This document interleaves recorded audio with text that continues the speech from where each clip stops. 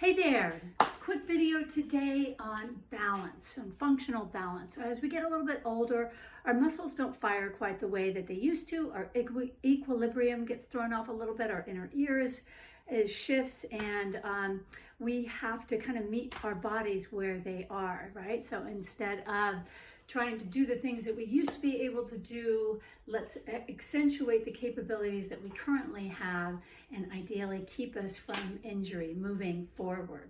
So we're going to start with just a little bit of a brief warm-up. I'm hoping that when you come to these videos, you've already done maybe some brisk walking or something to get the blood moving in your body. And the most ideal thing is to get the synovial fluid moving in the joints. So I'm just going to do some little overhead presses here. I'm going to do some twists. I would like to get my hips involved. I'll do more of a full body shot here. So you can see I'm going to do some rotations in my hips because we are going to be working the hip joint primarily in this video. Okay, and then little hip swirls here. Again, we're feeling that ball and socket moving through its entire range of motion as we do this action. And of course, if you have any kind of back issues, knee issues, I want you to take those into account as you're approaching these exercises. I have two chairs. You really only need one chair. Okay, I'm going to start with my left leg. I'm going to start working my left leg. So with my right hand on the chair and my stable footing on my right side, I want to be aware of where my body weight is over that stable leg. I want to engage my core at all times. Shoulder roll back, drop the scapula nice and low, engage the transverse, and then really feel pulling up from our lower pelvic floor as well. That's our core. We always want to engage that at all times. So I'm going to be working my left leg here, just really nice, easy movements. But what we're going to be doing with each exercise is we're going to be challenging ourselves. As you can see, I have my hand on the chair. I would like to challenge us to do the same exercise at the end of a set of 10 or so without your hand on the chair. So just a nice basic knee lift. Okay, and now I'm going to accentuate that. It's going to be knee with a lateral rotation, out and down. And what this is doing is this is firing up all those rotators in the hip joint and getting them to work synergistically, right? And then as you can see, you're going to feel some firing in that supporting hip as well as it compensates for that transition of weight. So the last few reps of this one, again, I'm going to try just finger touching on the chair. Ideally, once my body has settled into what that movement's going to be, I won't need to use the chair as much. So working anywhere from 5 to 10 reps on each of those exercises, okay? And then I'm kind of want to work that out. A little binding on that side.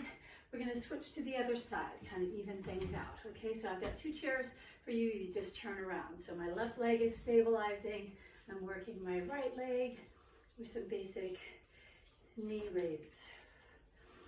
Keep that breath going, keeping the core engaged at all times. Breathing. And now I'm going to work for that fingertip on the back of the chair, and ideally no touching the back of the chair as I finish my set. And you're going to be watching what's going on in that supporting foot and the supporting hip. It's firing and trying to compensate for that weight change.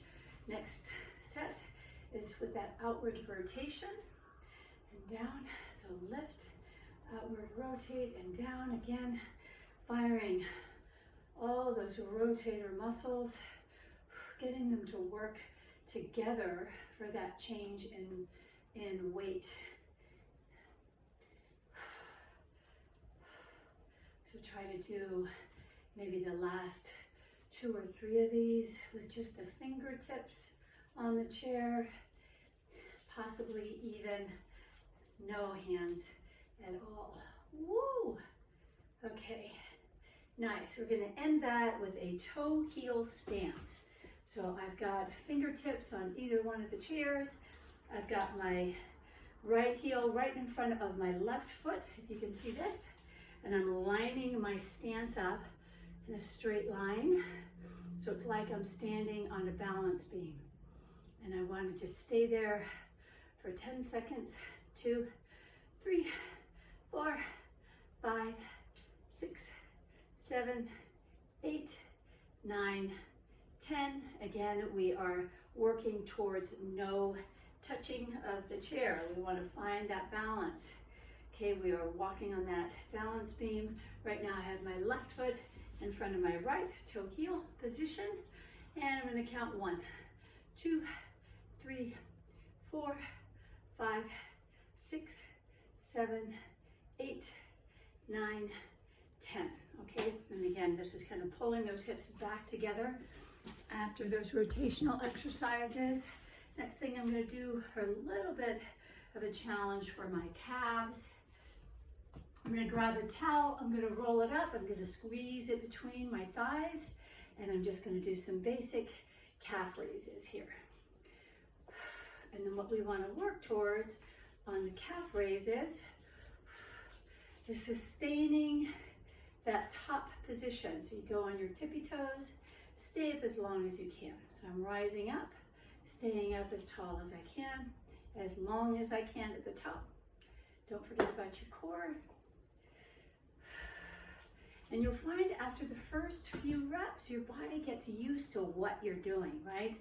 And you'll find that you have an increase in your proprioception and all the neurons firing to bring better balance to that exercise. Your body has an amazing survival mechanism. It does not want us to lose our balance or fall. So at the end of this exercise, you want to sustain that raised toe position for as long as you can without using any supportive surfaces. Okay, the next one, I'm going to give myself some space here. I'm going to face the back of the chair, and here again we want to engage that core, shoulder blades back and down, pulling the belly button in. And by engaging that core, I'm feeling my transverse fire, and then I'm pulling up from that pelvic floor. I'm going to start working my right leg first, and my hands are going to be on the chair, and I'm just going to start with some tap backs. 2, 3. Keep it pulled in. So this is primarily strengthening the glutes, the quads, and the hamstrings of that one side. And as with the rest of these exercises, first few, I'm using the support of the chair. Middle portion of my set, I've got fingertips on the chair. And the last couple, I would like to do without any assist. Okay, now we're going to shake that out. I'm going to do the other side. Pulling that core, hands on the chair. I'm going to be working my left side, so my right foot is tapping back. This is my somewhat arthritic knee. So this knee is not quite as stable for me. I'm going to find a little bit more challenge with my balance on that side.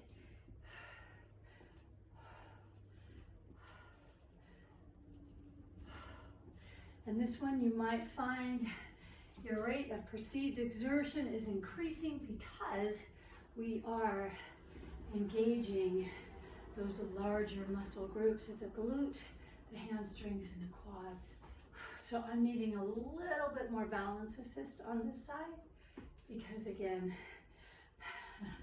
this is not my strong side. I'm going to do one more without. Okay, good. All right, we're going to shake that out. Let's do that balance check again. Balance beam. Side 1, 2, 3, 4, 5, 6, 7, 8, 9, 10, and change. 2, 3, 4, 5, 6, 7, 8, 9, and 10. So that allows us to rest a little bit. And on this set, this is the last set, it's very similar to that tap back that we just did. I'm going to work my right leg first. So my left leg is moving back. I'm drawing in my core. But this time, I'm going to bend my right leg, and my left leg is going to stay off the ground. I've got my fingertips on the chair. I'm coming up. I'm going down. My left leg is off the ground, and I'm doing that as much as I can without the assist of the chair, but the chair is there for me if I need it. And you're going to find a lot of recruiting on this action here, because you only got one good leg to stand on, and you're asking it to really compensate for that shift in body weight. Not only is your upper body moving forward, but you got the balance of that leg going behind you. So that right leg is trying to figure this out.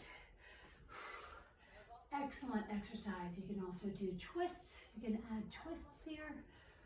Maybe just tapping the back side of the chair. I only have like 2 or 3 of these left in me. Woo. Keep that core engaged. Try to add that little twist at the end. Ooh, lots of recruitment in there. And last one. And twist, twist, and up, and shake it out. Woo! Okay, so my right side is really fired up right now. I'm going to try the same thing. My left side, left supporting leg. My right leg is going to go back behind me. I'm not going to let it touch the floor. I'm going to let my upper body move forward and up. And again, this is a little bit of my challenge side. I'm going to still go for my fingertips. Draw that core in. I keep releasing my core as I'm focusing on my balance. I find my core disengages. That's something that we can be mindful of as we're focusing and balancing to keep that core engaged.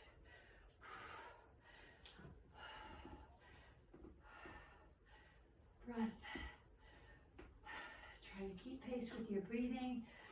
That means if your body needs that oxygen, open up your mouth, let that flow through. I'm going to add a little twist and coming back up. I need more fingertips on this one because this is my challenged leg. Woo!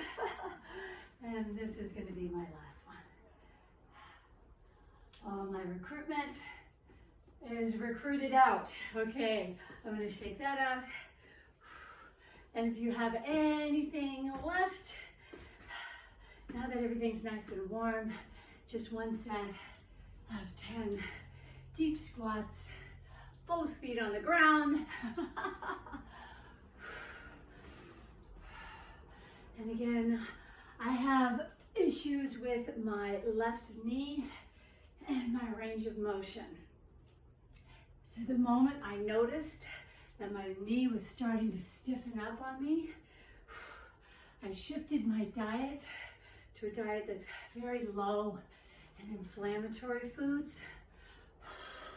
And I immediately started to do range of motion work. And I have to go with the range of motion that my knee will allow me to do today. And that can change from day to day. Whew. All right, and there we have it. That's your lower body series for functional lower body strength and improving our balance. May we age well, and may we stay balanced. Thank you so much, and I'll be back soon with another one.